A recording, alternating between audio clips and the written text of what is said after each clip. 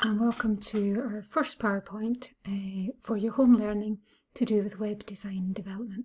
So far at National 5 you've been learning about Computer Systems Unit and also the Software Design and Development Unit. So we're going to move on to web, and that leaves us with just databases to go. This is your introductory PowerPoint where I'm just going to talk to you a little bit more about revision of what you've done so far. So back in third year at Beath, you guys worked through a lot of work for HTML, and that was summarised in our publication, The Little Book of HTML.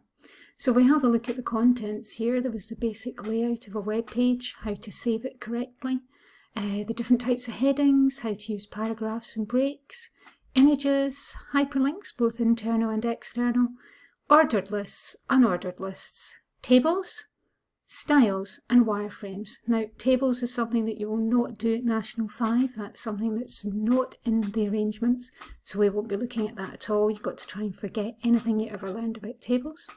And we're going to do a lot more information to do with styles, which is all the formatting, perhaps changing the colour of the background or the font family or the colour of your font. We'll also look in a lot more detail at things like wireframes as we look at the whole of the unit in web. So to level up to National 5, it's very similar to the software design and development. We're going to look at the analysis and the design of websites, and then the implementation, and finally testing and evaluation. Now, implementation with the HTML is what you've been working on before back in third year, but we're now going to introduce CSS and JavaScript. CSS stands for Cascading Style Sheets, and this is a third way that we're going to learn about how to format the look of our web pages.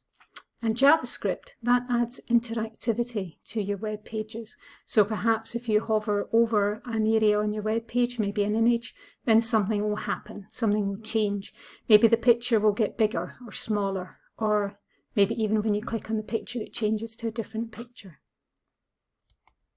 So one or two housekeeping tasks. So this is just to make sure that we're going to be able to get everything the way that we want it to be while you're working from home. First thing you're going to need to do is set up an area where you can save your new theory lessons and websites. Now, this could be on your device at home or maybe on a memory stick, or the available space via OneDrive or Glow. You're also going to need to check to see if you've got access to Notepad++ and Google Chrome if available. Now, both these resources are free and easily available to download. If you've already got Notepad as opposed to Notepad++, then please let me know, because there's a different way of saving your HTML files in Notepad.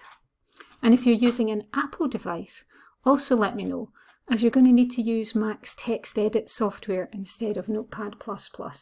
So these are things that you're going to have to look at and see if you've got access to.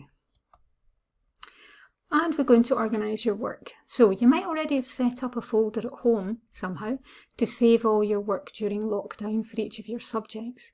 So inside your National 5 Computing Science folder, could you create a folder for WDD? And then inside that folder, I need a folder for analysis, design, implementation, testing and evaluation, and practical. Now, the software required. If you do not already have Notepad++ installed on the computer that you're using at home, just search on the internet for download Notepad++ and download the application. Now, it might not necessarily have this icon, so don't worry about that.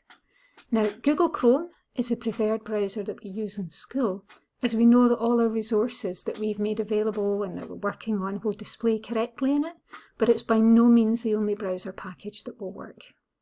And if you've got an Apple Mac, search for the necessary software that you'll need to create and display web pages. And if there's still issues, any of the difficulties can be resolved by using an online HTML editor. Now, I've got a practical task. This is revision for you. I'm going to call it the country web page. And referring back to the Little Book of HTML, which I've attached to this Satchel 1 notification, I want you to create a revision web page for me.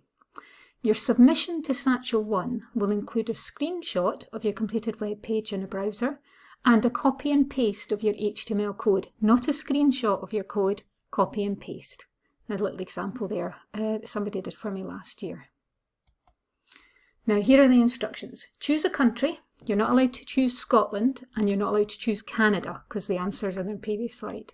You have to create a web page, an HTML file, and I want you to call it home.html, and it's going to contain the title for the web page, and the head section is home, an H1 heading with the name of country, a picture of a map of the country, a picture of the flag of the country, a paragraph which states the population of your country, an H2 heading which says fun facts, an ordered list with 3 other facts about your country, including the name of the capital, and an external link to the Wikipedia page for this country.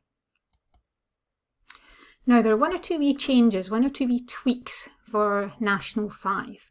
So I've got National 5 changes to the way that you create web pages. First of all, saving your files and images. Secondly, the opening line of code in your HTML file. Thirdly, how you display images. And lastly, running your web page. So first of all, saving.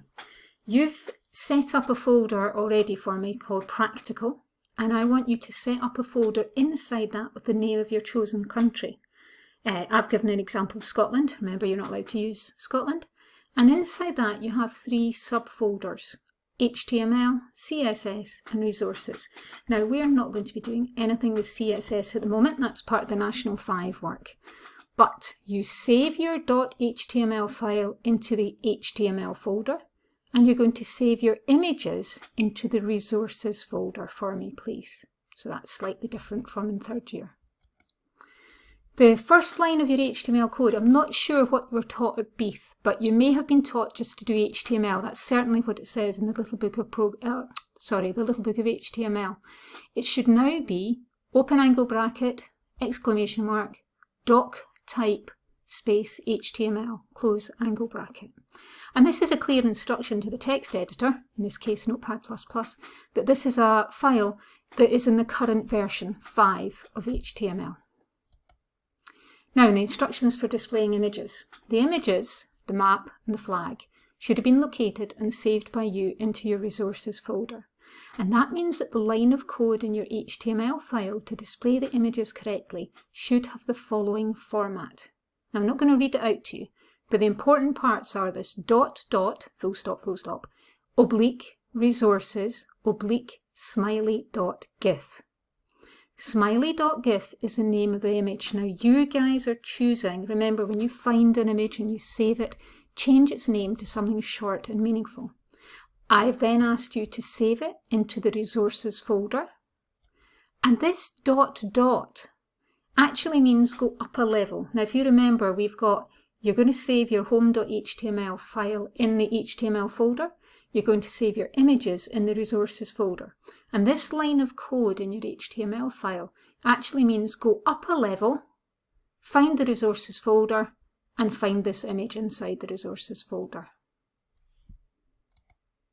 Finally, the version of Notepad++ that you use at home might not have the familiar way to run the website. So it might not have run launch in Chrome like you're used to using in school. An alternative method that you could then do is you go to your HTML folder, right-click on home.html, choose Open With, and then look for your browser, hopefully Chrome. So the Satchel 1 submission. Good luck creating your first web page at home during lockdown. Secondly, please send a comment as soon as possible to confirm that you're able to create web pages at home, or definitely please ask for any help that you might need. Don't struggle, ask for help. And remember, please, I want you to submit a Word document with your screenshot of your completed web page and the copy and pasted code.